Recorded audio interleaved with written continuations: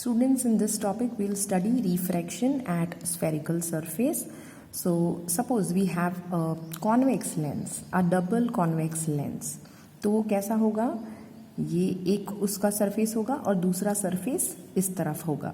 So when ever the light रे enters one surface, तो एक बार रेयर से डेंसर में, एयर से ग्लास में एंटर करेगा तो रिफ्रैक्शन होगा, और फिर जब ये दूसरे सरफेस से बाहर निकलेगा तो again it will be entering from glass to air. So दूसरी बार रिफ्रैक्शन होगा और हमें एक फाइनल इमेज मिलेगी. At present we are going to study when the incident ray is refracted from the first surface of the convex lens, then what happens, क्या image बनती है. ठीक है, तो यहाँ पर देखो, suppose if this is an object, when object is nearby तो पैरेलल रेज नहीं होते हैं. 10th स्टैंडर्ड में हम जब रे डायग्राम्स ड्रॉ करते थे तो हम ऐसे पैरेलल रेज ड्रॉ करते थे. That was because we were considering that the object is at infinite distance. But जब object ऐसे पास में होता है तो parallel rays नहीं बनते हैं. So suppose this is incident ray. अब जैसे ही ये incident ray यहाँ convex lens के surface पे incident होता है तो it will be entering from air to glass. So suppose if this is air, this medium is rarer. Suppose if this medium is glass, then this medium is denser. इसका refractive index हम suppose मान लेते हैं n1 है और इसका refractive index n2 है. हम जानते हैं रेयर मीडियम का refractive index n1 will be smaller than the refractive index of the denser medium.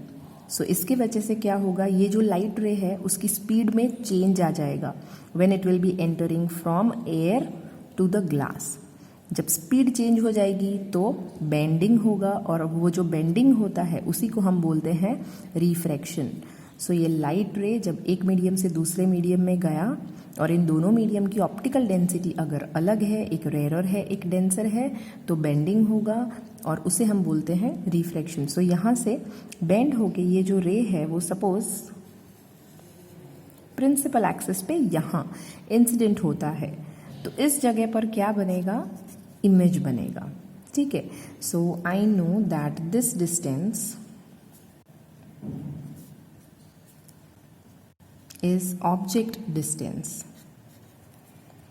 और ऑब्जेक्ट डिस्टेंस जो हम लेंगे ना वो नेगेटिव हो जाएगा. The reason is object is here, so light ray will be entering in this direction.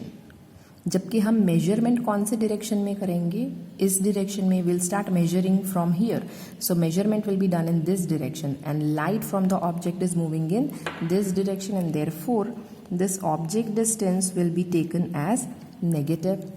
This distance is image distance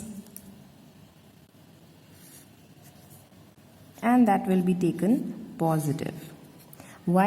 Because we'll start measuring from here. So we'll start measuring in this direction and light from the object is also moving in this direction. So दोनों same direction में है. So image distance will be positive. Now suppose if this point is center of curvature, then this distance is known as radius of curvature. Again it also will be positive because मैं measurement यहाँ से इस direction में जाऊँगी और light भी इसी direction में जा रहा है, so it will be positive. Now what I will do, ये जो मेरा center of curvature है यहाँ से मैं एक line अगर कहीं पे भी draw करूँ on the convex lens, तो वो actually क्या हो जाएगा, ये जो भी स्फीयर बनेगा, इमेजिनरी स्फीयर, उसका रेडियस बन जाएगा. या तो हम बोल सकते हैं कि ये जो भी सरफेस है ना उसका वो नॉर्मल ही बनेगा हमेशा. See if I draw the figure then what happens,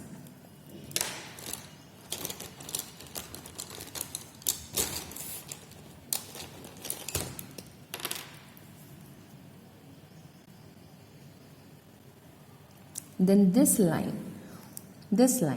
will be normal to this surface. इसको हम सीधा सीधा बाहर खींचते हैं.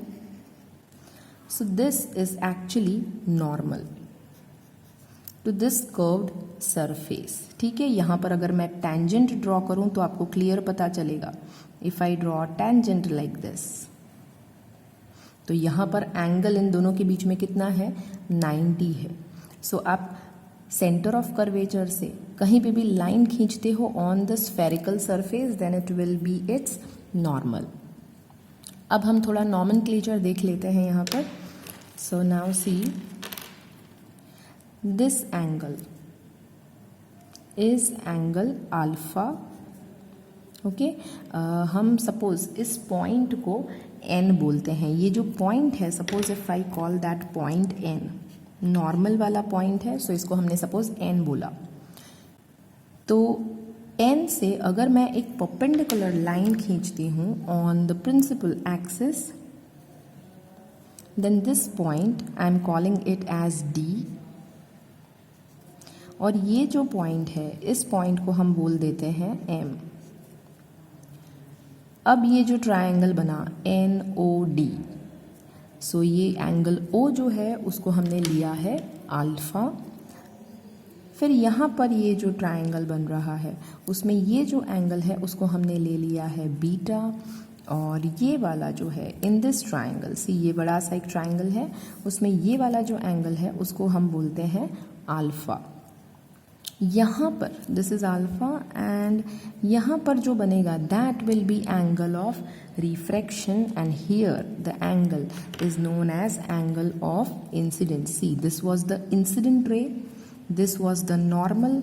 तो नॉर्मल और इंसिडेंट रे के बीच का जो एंगल होता है हम उसे एंगल ऑफ इंसिडेंस बुलाते हैं। This was the refracted ray and this line was the normal. So इन दोनों के बीच का जो एंगल है it is known as angle of refraction.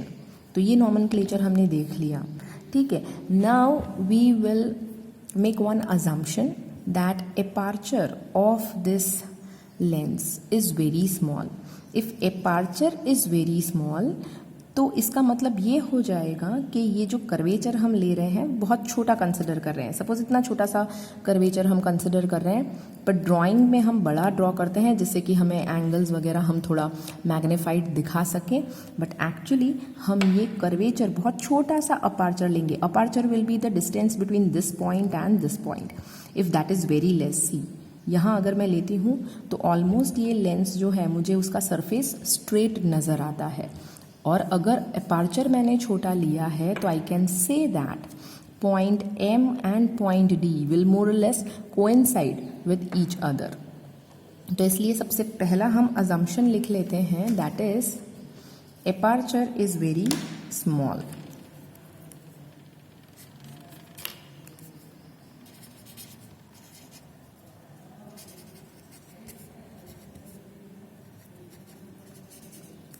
Therefore, what will happen?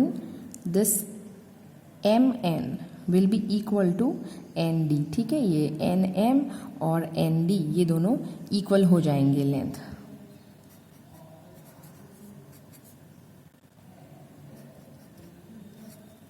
क्योंकि ये दोनों पॉइंट्स बहुत पास आ जाएंगे अगर अपार्चर छोटा होगा तो। सो अब आगे जब भी मैं ट्रायंगल्स कंसिडर करूंगी, if I want to write triangle NOD, I also can write triangle NOM. It will be equivalent only because ये दोनों पॉइंट्स जो हैं वो दोनों एकदम पास में हैं, ठीक है। सो अब ये सारे एंगल्स जो हमने लिखे तो उनके टेंजेंट्स लिख लेते हैं। So see what is happening,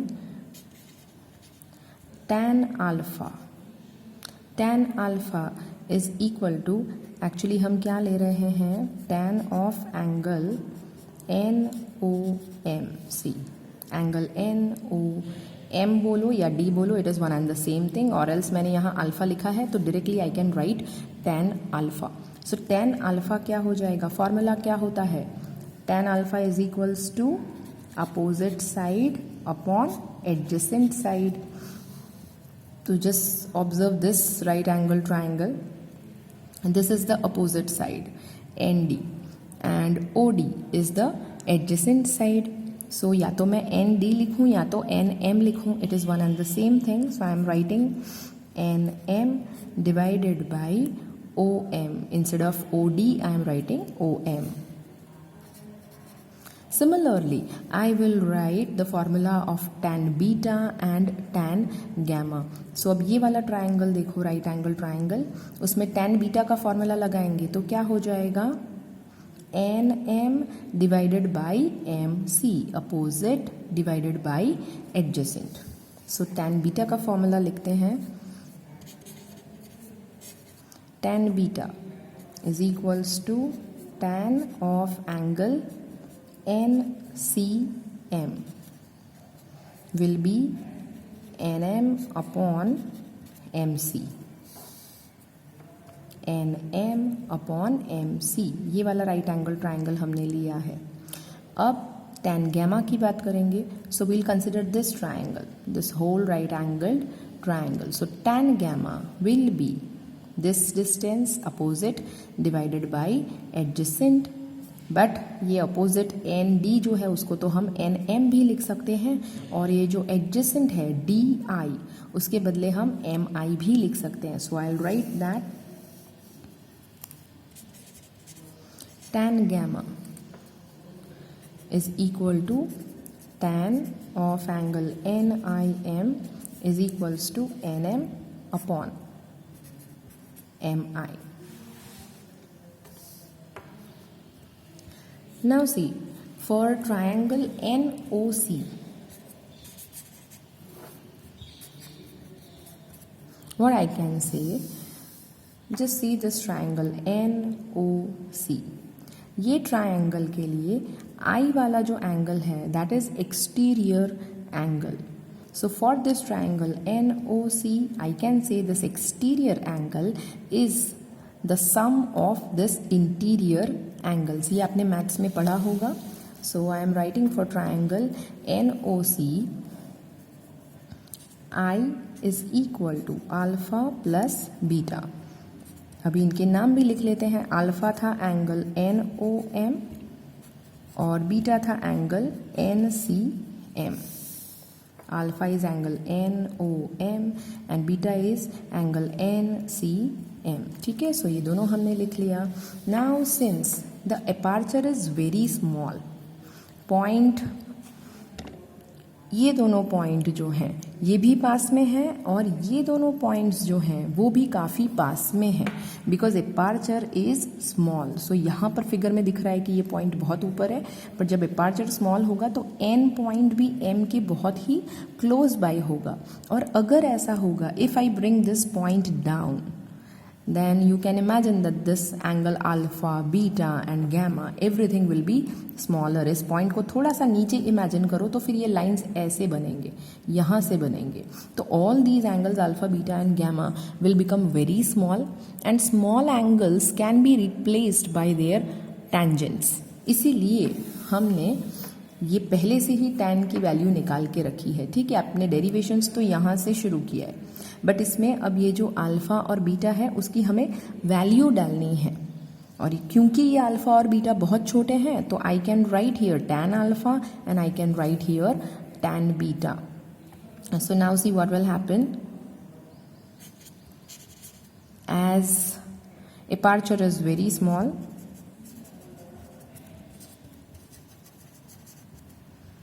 alpha and beta are also very small, and therefore what you can write, alpha is equals to tan alpha and beta is equals to tan beta. Sin 0 is equals to 0 होता है. What does that mean? Sin theta is equals to theta. tan theta की value क्या होती है? Sine theta upon cos theta. तो tan function भी जो है वो साइन फंक्शन के जैसे बिहेव करता है. tan 0 विल गिव यू 0, और इसीलिए 0 को अगर हम थीटा कंसिडर करें तो I can say that tan theta is equals to theta. So if these angles are very small I can write like this. Alpha के बदले tan थीटा लिख सकते हैं और tan थीटा के बदले अल्फा लिख सकते हैं. सो अब ये वाला जो इक्वेशन है उसमें अल्फा के बदले हम tan अल्फा और यहाँ tan बीटा लिखेंगे, और tan अल्फा और tan बीटा की वैल्यू ऑलरेडी हम ऑब्टेन कर चुके हैं. This is tan alpha, this is tan beta. So ये वैल्यूज हम सब्स्टिट्यूट कर देंगे in this equation. So what I will get is therefore I is equals to tan alpha plus tan beta. But just see here, tan alpha is equals to nm upon on and tan beta is equals to nm upon mc. So I'll substitute that value.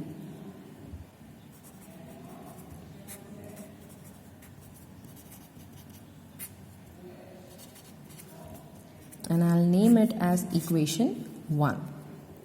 Similarly, see ये मैंने किया था triangle NOC के लिए, NOC triangle के लिए किया था. Now same to same I will be doing for triangle NCI. If I consider this triangle, then beta is the exterior angle, R and gamma are the interior angle. So for this triangle I can say beta is equals to R plus gamma. So I'll write that for triangle NCI, beta is equals to R plus gamma.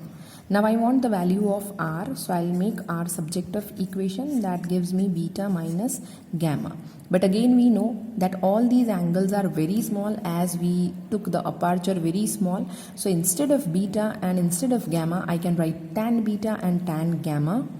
So I'll be writing tan beta minus tan gamma. And again I have the values of tan beta and tan gamma. ये हमने पहले ही calculate करके रखे थे, तो tan beta और tan gamma के बदले हम ये वैल्यूज़ डाल देंगे.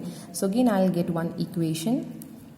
Therefore R is equals to mn upon mc minus mn upon mi. Suppose this is equation 2.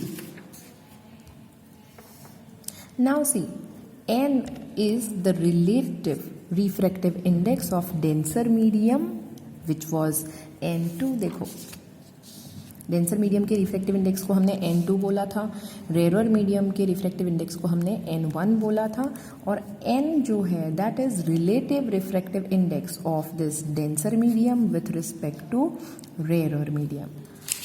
सो ये चीज़ लिखते हैं.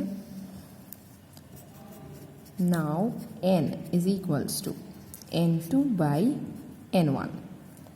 This can be written as sin I upon sin R. ये तो स्नेल्स लॉ ऑफ रिफ्रैक्शन पे से आप जानते हो कि refractive index is equals to sin I upon sin R. And if you solve this तो क्या मिलेगा? n1 sin I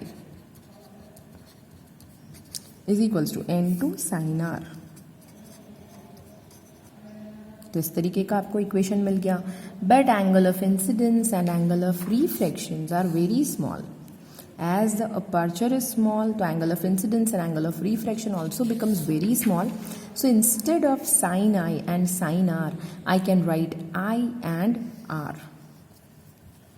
So as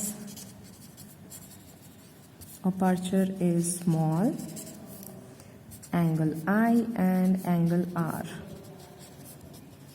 are very small, and therefore what I can do, sin I is equals to I and sin R is equals to R. और यही चीज़ अब मैं यहाँ substitute कर दूंगी. Instead of sin I I will right I, instead of sin R I will right R. तो ये मेरा जो इक्वेशन है वो कैसा बन जाएगा? n1I is equals to n2R. This is my equation 3. Now what I will do, I'll substitute equation 1 and 2 in equation 3. Just see equation 1 and 2. Equation 1 is the value of I, equation 2 is the value of R. तो ये दोनों ही मैं इस equation में substitute कर दूं, I और R की वैल्यू, तो मुझे क्या मिल जाएगा? n1 I की वैल्यू डालते हैं. I की वैल्यू है mn upon om plus mn upon mc equals to n2 R की वैल्यू डाल देंगे, that is mn upon mc minus mn upon mi. Now see, जब हम इसको ओपन कर देंगे तो जो टर्म्स कैंसिल आउट हो जाएंगे वो क्या है? See everywhere mn mn mn mn, it is common everywhere. So हम यहाँ से इसको बाहर निकाल सकते हैं, यहाँ से बाहर निकाल सकते हैं, and then it gets cancelled. So ये कैंसिल हो जाता है. Now we'll write the remaining terms. So और n1 को अंदर मल्टीप्लाई भी कर देंगे, यहाँ पे भी n2 को मल्टीप्लाई कर देंगे. So I will get n1 upon OM plus n1 upon MC is equals to n2 upon MC minus n2 upon MI. अब हम क्या करेंगे, ये जो सिमिलर MC वाले टर्म्स हैं उनको हम एक साथ शिफ्ट कर देंगे. So from this what I will obtain is n1 upon OM, ये वाला टर्म इस तरफ लेकर आ जाएंगे. So it becomes plus n2 divided by MI is equal to n2 divided by MC, और ये वाला टर्म इस तरफ ले लेंगे. So it will become negative, that is n1 upon MC. Now after this equation what we can write? n1 divided by OM plus n2 divided by MI is equals to n2 minus n1 whole divided by MC. ठीक है. अब आगे क्या हो जाएगा? See, this is equation 4 and in this equation I'll substitute all the values. See, we'll substitute the value of OM. OM is actually the object distance. If you see the figure, OM जो है वो object distance है, तो ये सारी values हम डालेंगे. Then MI is image distance. MC is actually radius of curvature. So substitute all these values in equation number 4. सो अब ये इक्वेशन कैसा हो जाएगा? It will become n1 minus u instead of OM plus n2, MI के बदले हम लिख सकते हैं image distance, n2 minus n1 divided by MC is radius of curvature. अब इसको थोड़ा सा रीअरेंज कर देते हैं हम. Then it becomes n2 divided by V minus, ये वाली टर्म को बाद में लिख लिया, n1 divided by U is equals to n2 minus n1 upon r. So this is our required equation. When refraction takes place at one surface of a spherical lens, then this is the relation between the object distance, the image distance in terms of refractive index and radius of curvature, and this equation is true for any curved spherical surface.